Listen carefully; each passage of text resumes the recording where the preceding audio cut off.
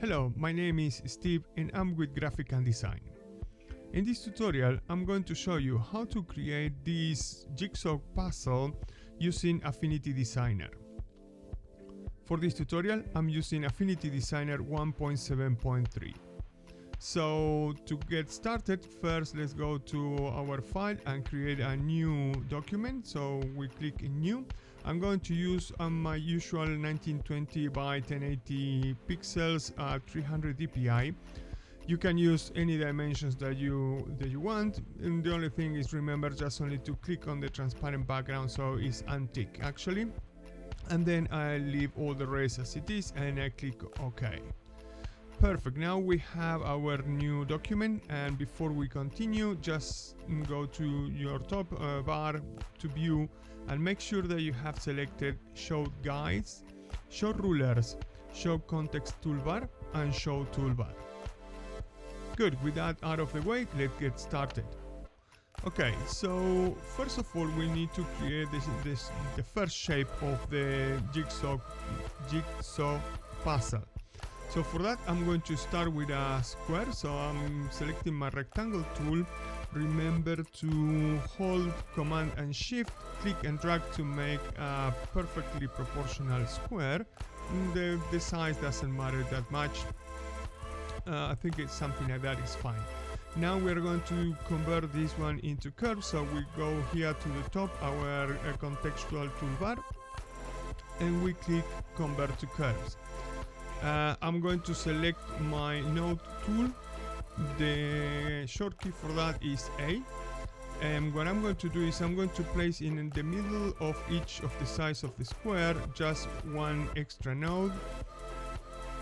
Don't worry, we are going to center perfectly just now, so I'm going to click and drag and select all in one side, and you go to alignment, and I'm going to use the vertically aligned just only to make it to put it right in the middle. I'm going to do the same with all of them. That one is also vertical, this one is going to be the horizontal one, so there we go, and there we go. So now we are sure that every single node is in the middle. Now that we have that, we need to actually make this side, the left and the right, getting in, and the top and the bottom actually going out. But we need to do it in a way that is the same distance in both directions, so horizontal and vertical. To do that, what I'm going to show you now is a little trick. First of all, I'm going to select both nodes. Then I'm coming here, let me take this tab and get it out, so we can see much better what we are going to do. Now, what I'm going to do is I'm going to select the center. So basically now the center, or the distance, is from each of these nodes to the center. And I'm going to click in here and I'm going to subtract, let's say 60 pixels. And as you can see now, both moves inside.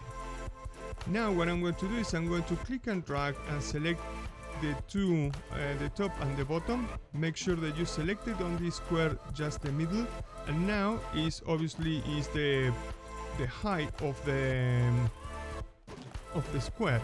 So now what I'm going to do is I'm going to click in there and I'm going to add 60 pixels.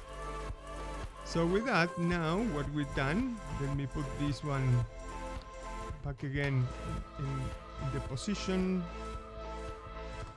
There we go, in that position. So now what happened is the distance is the same in both sides, and if you don't do it like that, then when you rotate one 90 degrees will not actually match each side. So for now what I'm going to do is I'm going to select these two, and I'm coming here to my contextual toolbar, and I'm going to click on smooth, and I'm going to select these two, and I'm going to click smooth as well. Let me select this. What I'm going to do is I'm going to get rid of the fill, and I'm going to just put 1 pixel on the outline. So what happened is, if I duplicate this one and I move it and I rotate it 90 degrees, Now, as you can see, it fits perfectly. If you don't do it like this, it's not going to fit perfect. Okay, so that thing on the transform tab is a little trick. Anyway, so now what I'm going to do is we need to make the peg, or the thing that actually goes this part here. So what I'm going to do is I'm going to create a square, something like that is fine. I'm going to convert it to curve, and I'm going to put one there in the middle. Let me zoom a little bit so we can see a little bit better what are we doing. So let me make it like this. Now I'm going to click and drag to select those 3 nodes, coming here to my alignment and horizontally aligned. So now we know that it's actually in the middle, and I'm going to click this one, hold shift and move it up, and I think it's somewhere there will be fine. I'm going to create 2 other nodes there, and I'm going to do the same, just only to make sure that are perfectly centered, at least for now. We'll see now later on how it goes. Good. Now we need to make this part here rounded. To do that, I'm going to select my corner tool. For that is the shortcut is C. So I'm going to select these 2, and when you move, now you see both are moving at the same time. So I'm going to make it more or less that both are overlapping, and then I'm going to take the one at the top and I'm going to just bring it down to make it round, something like that. I think it will be fine. I'm going to select my node tool back again, and because I selected on the transform mode, now what I'm going to do is I'm going to hold command, click and drag to the middle. Good. So we have that one there, but this one is, if you see there, is too sharp. So what I'm going to do is I'm going to select my corner tool back again, and I'm going to make these ones a little bit rounded. I think they are fine there. And the other thing that I can do is A for the node tool, and I'm going to move these ones up a little bit, and maybe this one move it up, something like that. I think is fine. Let me see how everything match together. So let's move this one. There we go. And what I'm going to do is I'm going to convert it to curve, and I'm bringing it there. Thinking, yeah, something like that will be fine. Now, to actually make both exactly the same, we need some kind of guideline. So what I'm going to do is I'm going to create a line from this node to this node on the opposite side. So for that, I'm coming to my pen tool, I'm clicking in there, sorry about that. So clicking one there, and then click on the other one there, and we have our line. So I can bring this one and put it on the middle and snap it to that line there. I can move this one down up to there, up to the bottom. Now to make sure that it's actually snapping on that corner, I'm going to choose my node tool, and I'm going to snap it there. And I'm going to click and drag and snap that one there as well. Now let's zoom out, let's change the tool. I'm going to select this one, hold Alt, click and drag. You can release everything. I'm going to my transform tool here at the top and flip vertically, and now I'm going to center and make sure that it's snapping to that line. Now I can get rid of that line, and I'm going to zoom out, click and drag to select everything, and let's go to our geometry tool and click add. So now everything becomes one.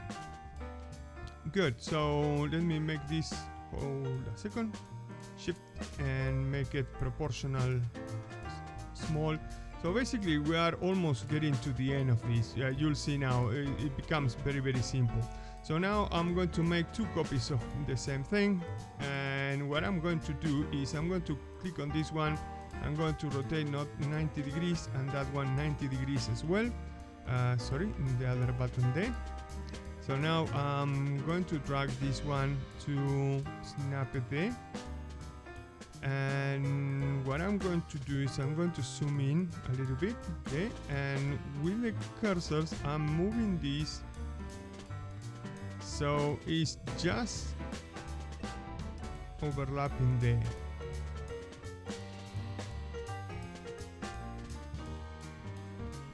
Okay, and then I'm going to do the same thing with this one. Okay, make sure that it's perfectly in there, and let me zoom in, and there we are. Those are perfect. So I'm going to click on this one and one of the on the side, and now on my geometry I'm going to click subtract, and I'm going to do the same with the one that I got on my left. So basically that is the shape of our piece of the jigsaw puzzle. So now what you can do is basically make multiple copies of this. Sorry, there we go. And let me zoom in a little bit. Let's move this one like this. So now you can start putting them all together. And let me alt.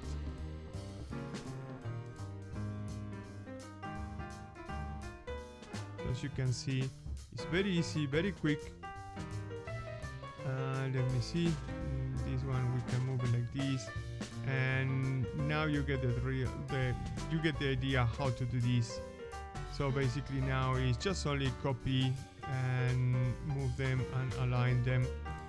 Just make sure that they are perfectly aligned one with each other. Is the only consideration. Always this one is a little bit somewhere there. It's going to be fine. So you need to zoom in a little bit. Just make sure that all of them are fine. And when you have this, something like this, then you can actually make it, keep doing it bigger and bigger and bigger. That is up to you for whatever you want to do. And anyway, let me see where they fit. Perfect. And obviously you keep on adding more and more and more and make them make these quite big. So then if you click and drag and select everything, then you can double click there and let's make it, let's give it some color, something like that, and then you can select one and change the color and so on and so forth. So it's very quick, very easy. I think that trick with the transform tool actually helps you a lot. I see that Affinity Designer, when you start discovering all those little tricks, it's becoming more and more powerful of the things that you can do. So anyway, I think that's it for today's video. I hope you like it. If you did, please remember to subscribe, to give this thumbs up, hit the notification bell so you don't miss any of my videos. And if you have any comment, please leave them in the section down below. Thanks for watching, and like always, I'm seeing you in the next video.